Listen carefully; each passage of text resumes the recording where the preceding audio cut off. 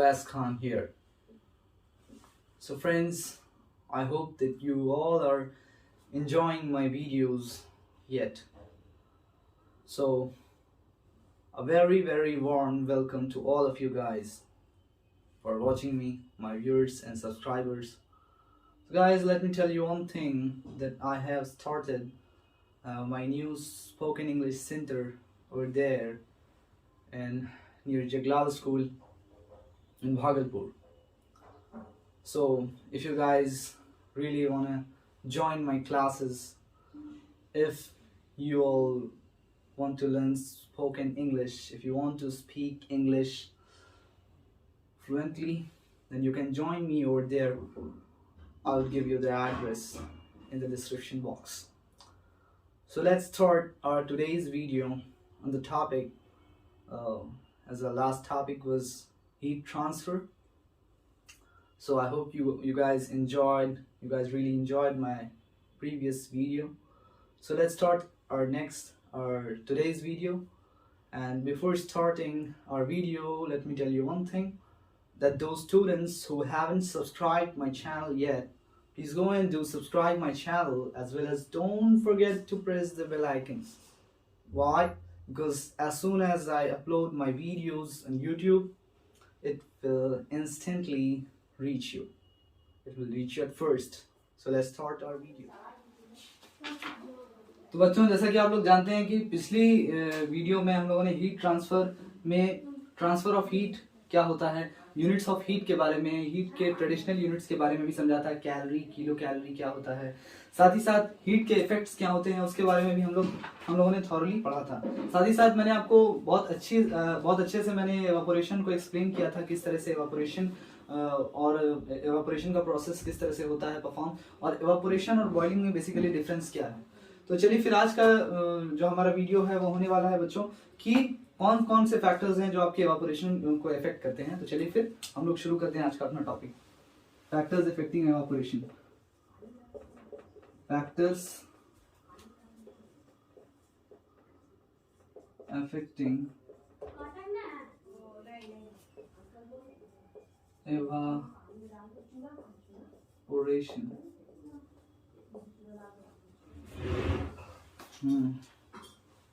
तो बच्चों देखिए, बहुत कॉमन एग्जांपल्स हम लोग उठाएंगे एवापोरेशन का, जैसे कि फॉर एग्जांपल जो कपड़ा सूखता है, ड्राइंग ऑफ वेट क्लोथ्स, या फिर जैसे कि आपके घर में किसी ने पोछा लगाया, किसी सर्वेंट ने पोछा लगाया, तो आप देखेंगे वो फट से सूख जाता है।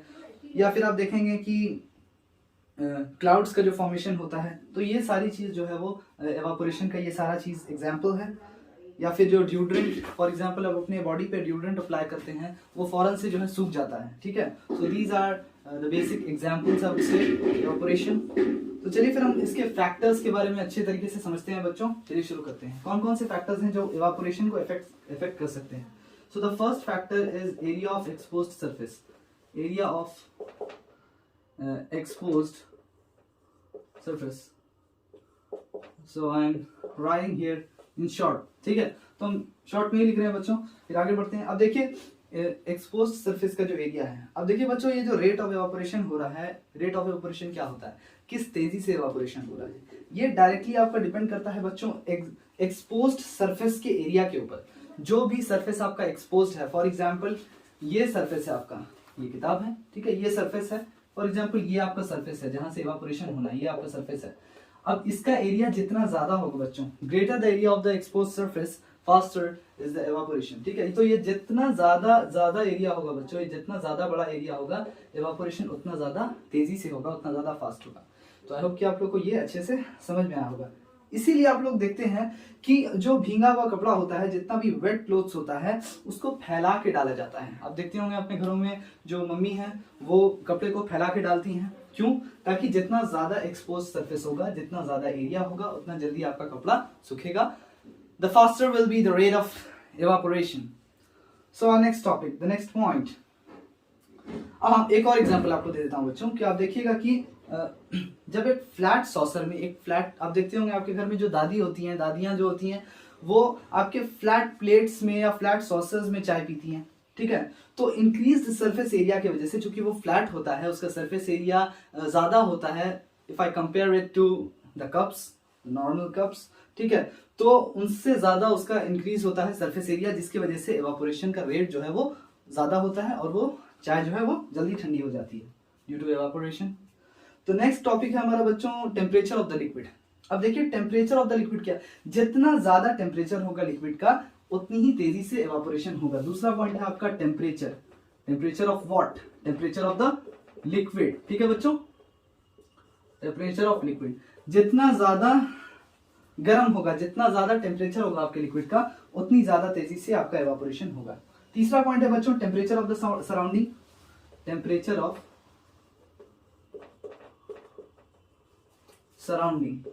ठीक है, टेम्परेचर ऑफ सराउंडिंग। अब देखिए बच्चों, ये कॉमन ऑब्जर्वेशन है कि जो भींगा हुआ कपड़ा होता है, वेट क्लोथ्स होता है, वो समर में, गर्मी में जल्दी सूखता है। तो इससे क्या प्रूफ हो रहा है कि रेट ऑफ एवापोरेशन जो है वो इंक्रीज करता है with the temperature of surrounding. Easy. अगला है बच्चों हमारा नेचर ऑफ लिक्विड पे भी डिपेंड करता है कि लिक्विड का नेचर कैसा है। नेचर ऑफ लिक्विड पे भी एवापोरेशन जो है वो डिपेंड करता है, ऑब्वियस है। अब देखिए फॉर एग्जांपल मैं इसे आपको एग्जांपल के तौर पे एक्सप्लेन करता हूं कि नेचर ऑफ द लिक्विड पे कैसे डिपेंड करता है एवापोरेशन। अब आप थोड़ा सा पानी गिरा दीजिए, ठीक है, थोड़ा सा स्पिल कर दीजिए वाटर, और स्पिरिट भी या फिर नेल पेंट रिमूवर जो आता है उसको आप फ्लोर पे गिरा दीजिए। नेल पेंट रिमूवर आपने देखा ही होगा, आई होप। अब आप नोटिस कीजिएगा कि वो जो नेल पेंट रिमूवर है वो ज्यादा तेजी से एवापोरेट करता है। किससे ज्यादा तेजी से? जो मैंने फॉर एग्जांपल मैंने एक तरफ पानी गिरा दिया, वाटर सिंपल, ठीक है, दूसरी तरफ मैंने नेल पेंट रिमूवर गिरा दिया, लेकिन आप लोग ऑब्जर्व करेंगे कि ज्यादा तेजी से आपका जो नेल पेंट रिमूवर है वो ज्यादा तेजी से सूखता है। ऐसा क्यों होता है बच्चों? क्योंकि लिक्विड्स का जो नेचर है वो टोटली डिफरेंट है। ठीक है, it means that different liquids have different rates of evaporation. Okay, so this was the nature of the liquid. So next point is presence of wind.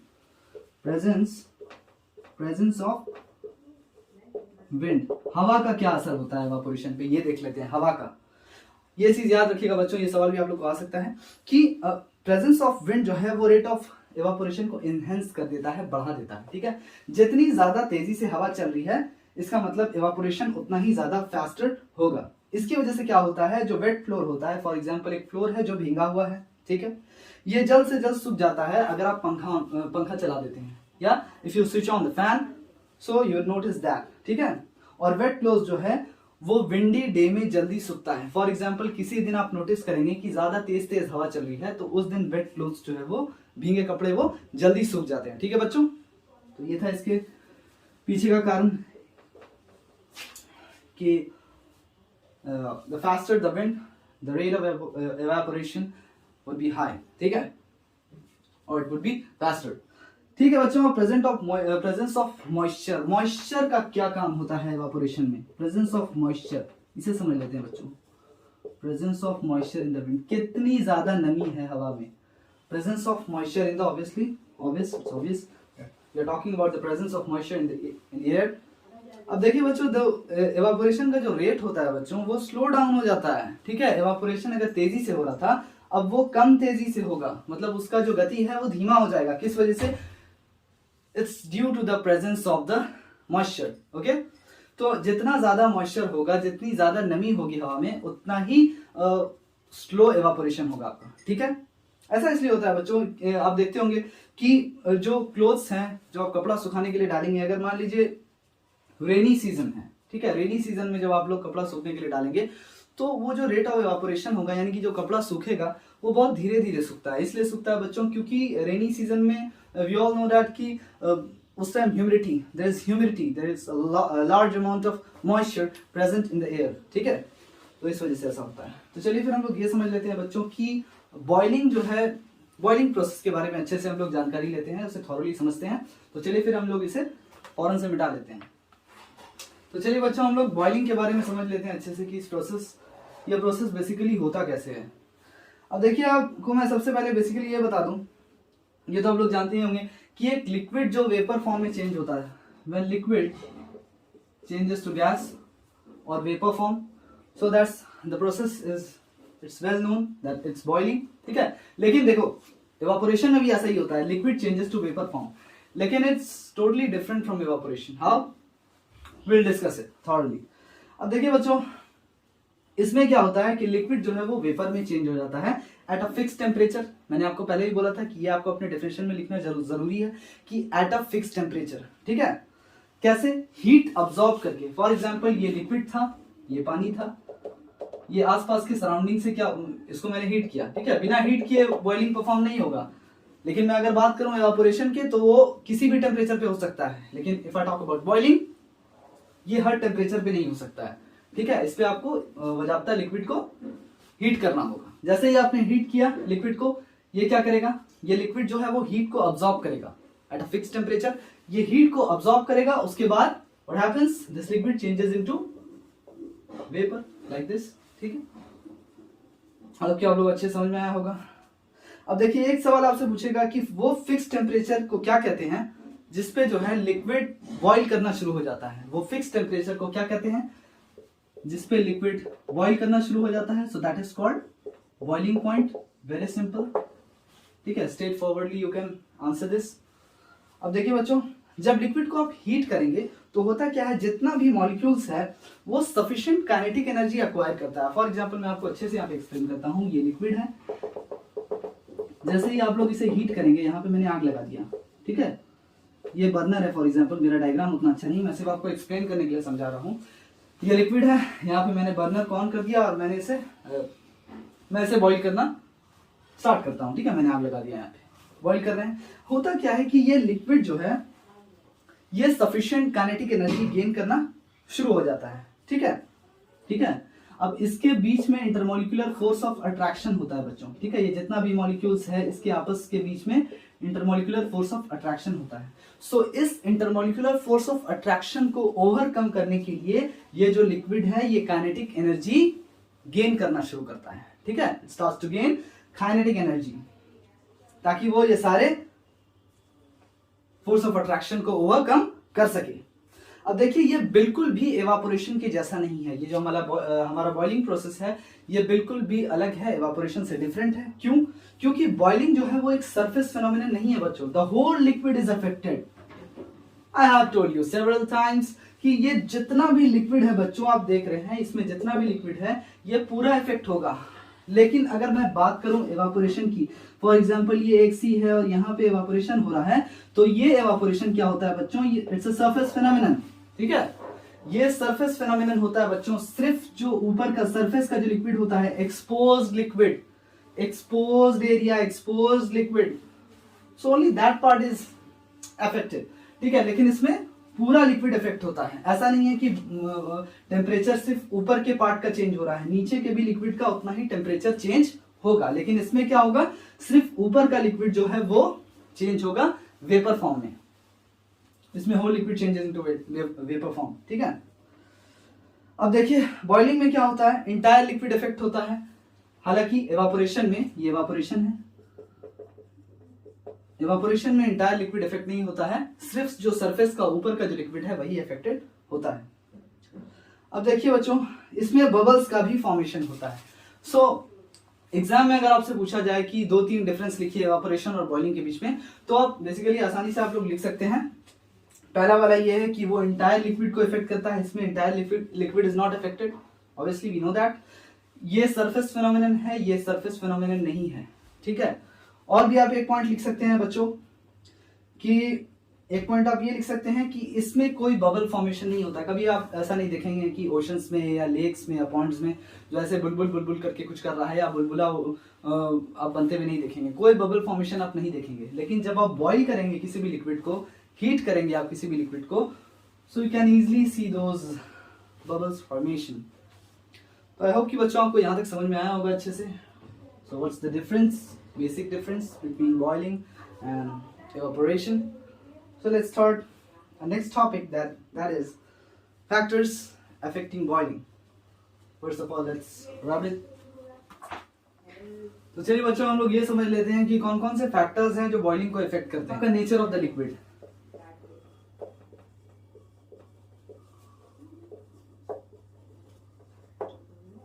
मेरी राइटिंग थोड़ी गंदी है बच्चों, कोई बात नहीं है, चलता है इतना सा। नेचर ऑफ द लिक्विड, सबसे पहला बच्चों पॉइंट कि nature of the liquid boiling को कैसे इफेक्ट करता है। अब देखिए बॉइलिंग पॉइंट जो लिक्विड का होता है, अभी मैंने बताया था कि बॉइलिंग पॉइंट क्या होता है लिक्विड का, कि वो फिक्स टेम्परेचर जिस पे लिक्विड बॉईल करना शुरू हो जाए, वो फिक्स टेम्परेचर जिस पे लिक्विड जो है वो बॉईल करना शुरू हो जाए, so that is boiling point. अब देखिए होता क्या है बच्चों की जो बॉइलिंग पॉइंट होता है लिक्विड का, वो उसका कैरेक्टरिस्टिक प्रॉपर्टी है। इसका मतलब क्या होता है कि जो अलग अलग लिक्विड होता है वो अलग अलग टेम्परेचर पे बॉईल करता है, अलग अलग लिक्विड अलग अलग टेम्परेचर पे बॉईल करता है। फॉर एग्जाम्पल ये अल्कोहल है, ठीक है, अल्कोहल है ये, और ये है आपका वाटर, ये अल्कोहल है और ये है आपका वाटर। सो क्या अगर मैं एक सवाल पूछूं आपसे कि क्या अल्कोहल और वाटर दोनों सेम टेम्परेचर पे बॉईल होना शुरू हो जाएगा अगर हम लोग उसको सेम टाइम पे हीट करना स्टार्ट करते हैं? बिल्कुल नहीं बच्चों, ये जो है ये अलग टाइम पे बॉईल करना स्टार्ट करेगा, ये अलग टेम्परेचर पे बॉईल करना स्टार्ट करेगा, जो भी इसका बॉइलिंग पॉइंट होगा, और ये अलग टेम्परेचर पे बॉईल करना स्टार्ट करेगा, ठीक है।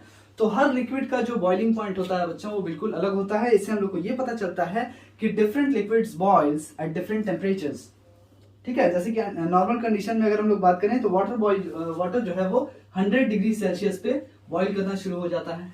It means that 100 degree Celsius is it's boiling point. दूसरा जो फैक्टर हमारा इफेक्ट करता है बच्चों बॉइलिंग को, वो है हमारा atmospheric pressure. Atmospheric pressure, the pressure due to atmosphere is atmospheric pressure. Easy.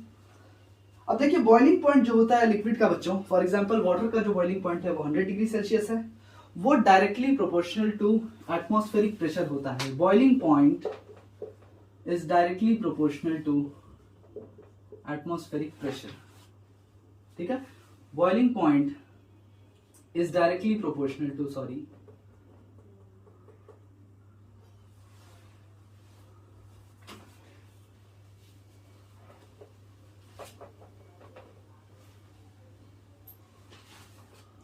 So boiling point जो होता है बच्चों वो डायरेक्टली प्रोपोर्शनल होता है एटमॉस्फेरिक प्रेशर से, ठीक है।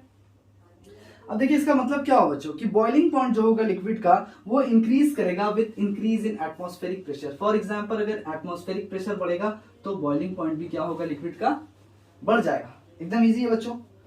और डिक्रीज करेगा अगर ये डिक्रीज करेगा, सॉरी अगर एटमॉस्फेरिक प्रेशर डिक्रीज करेगा तो आपका बॉइलिंग पॉइंट भी डिक्रीज करेगा।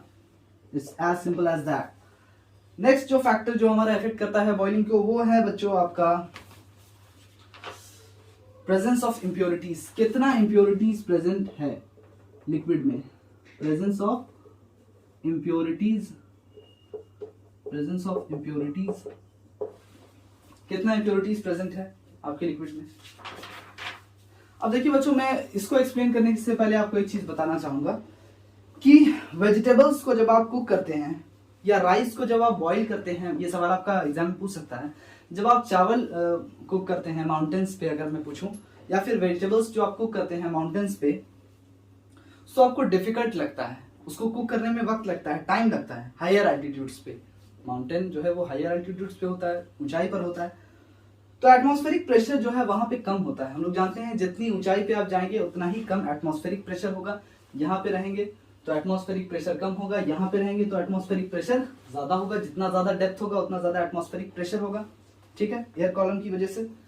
अब हायर एल्टीट्यूड्स पे चूंकि एटमॉस्फेरिक प्रेशर जो है वो कम होता है बच्चों, तो उसकी वजह से thereby it reduces the boiling point, ठीक है। एटमॉस्फेरिक प्रेशर अगर कम होगा तो वो बॉइलिंग पॉइंट को भी रिड्यूस कर देगा, और अगर वो बॉइलिंग पॉइंट को रिड्यूस कर देगा बच्चों तो कुकिंग जो है उसमें आपका ज्यादा वक्त लगेगा, ठीक है। बॉइलिंग पॉइंट रिड्यूस हो जाएगा, अगर बॉइलिंग पॉइंट अगर कम हो जाएगा तो कुकिंग में जो है आपके ज्यादा टाइम लगेगा। It takes more time to cook the food. तो चलिए फिर हम लोग आगे बढ़ते हैं बच्चों। ये समझते हैं कि इम्प्योरिटीज का जो प्रेजेंस होता है लिक्विड में वो क्या रोल प्ले करता है आपका। अब देखिए बच्चों जो प्रेजेंस ऑफ इम्प्योरिटीज होता है वो बॉइलिंग पॉइंट को इंक्रीज कर देता है, यानी कि जितना ज्यादा इम्प्योर लिक्विड होगा, मैं अगर बात करूं ये वाटर है और ये भी वाटर है, लेकिन जो ये वाला वाटर है, ये वाला जो है पहला वाला, ये आपका प्योर वाटर है, और I would say it's distilled water, and the next one is impure water. ये इम्प्योर वाटर है बच्चों।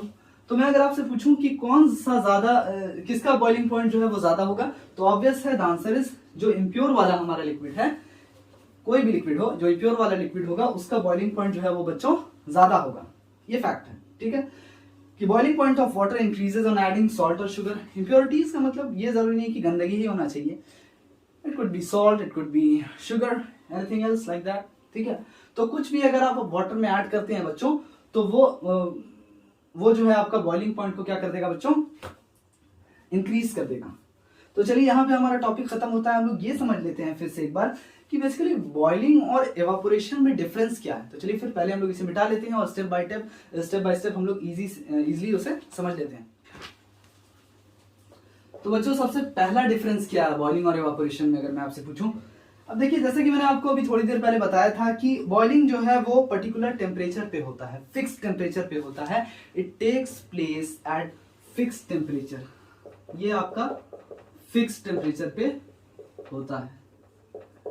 लेकिन अगर मैं बात करूं एवापोरेशन की, तो क्या वो फिक्स्ड टेम्परेचर पे होता है? No, takes place at all temperatures. दूसरा डिफरेंस अगर मैं आपसे पूछूं बच्चों, तो ये ज्यादा फास्ट प्रोसेस होता है। आप देखिएगा कि बॉइलिंग जो है वो तेजी से होता है, ये फास्ट प्रोसेस है, एंड कंपैरेटिवली ये स्लो प्रोसेस है। दो डिफरेंस आप लोगों को मिल गया बच्चों। तीसरा डिफरेंस क्या है बच्चों कि ये बल्क ऑफ द लिक्विड पे इफेक्ट करता है। जैसा कि मैंने अभी थोड़ी देर पहले आपको बताया था कि ये जो इवापोरेशन है ये सरफेस फिनोमिनन है, the whole liquid is not affected, ठीक है। लेकिन मैं अगर इसकी बात करूं तो पूरा का पूरा लिक्विड अफेक्ट होता है, ठीक है, अफेक्ट्स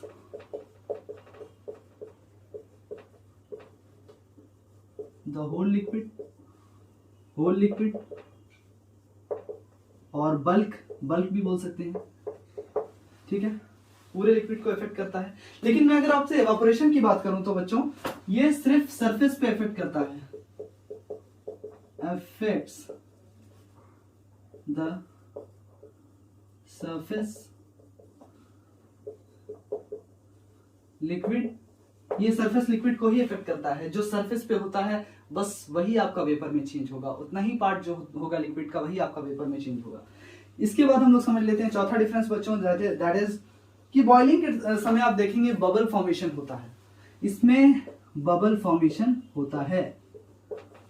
बॉइलिंग में बबल फॉर्मेशन आप देख सकेंगे जब भी आप बॉइल करेंगे किसी भी लिक्विड को, तो आप आराम से बबल्स को ऑब्जर्व कर सकते हैं। एवापोरेशन जो होता है बच्चों उसमें कोई आवाज नहीं होती है, साइलेंट प्रोसेस होता है, एंड कोई बबल फॉर्मेशन नहीं होता है, ठीक है, नो बबल फॉर्मेशन। और ये प्रोसेस भी बच्चों साइलेंट होता है, साइलेंट प्रोसेस होता है। However boiling is not a silent process. अब लास्ट जो हमारा डिफरेंस है बॉइलिंग और इवापोरेशन में वो ये है बच्चों कि बॉइलिंग के प्रोसेस में आप देखेंगे कि आपको हीट सप्लाई करना जरूरी होता है, heat has to be supplied from outside.